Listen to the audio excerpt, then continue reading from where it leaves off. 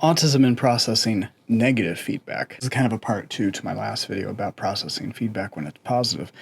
But when it's negative, or it's something that doesn't align with my thinking, or it really is just wrong, or it's out of context, I start to get really spun. Like that defensiveness isn't really defensiveness. It becomes irritability because it's out of context. It's misunderstood. It doesn't compute because there's something missing. There's not a full story being told.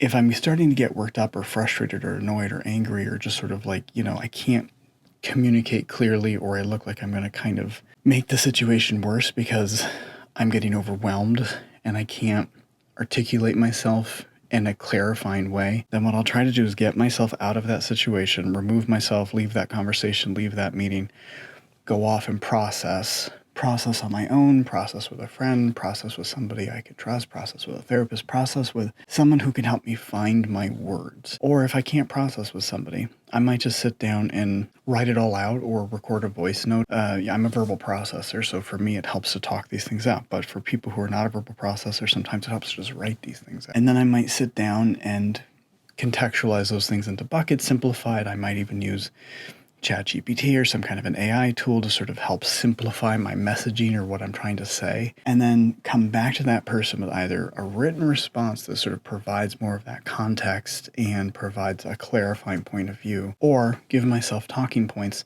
so that if I have to re-enter that conversation, these are the things that I want to hit in terms of like the talking points, the things I want to convey. But I also might go in with clarifying questions to try to understand where this person's coming from, where they're getting their information, and where maybe that information is off for them so that I can respond appropriately. That way I'm not coming back with like just a huge deluge of response, but instead what I'm doing is I'm trying to figure out clarifying questions to figure out how did they get this so wrong, and then try to process that in real time and then respond with simplified thinking. Sometimes that can take me days. Sometimes I just need days or a couple of days or at least a few hours. Because as soon as I let my mind rest from that overwhelm, all of a sudden those things are going to come back to me like, oh, and that's right, and that, and that, and that. And then I sort of figure out what I want to say or do.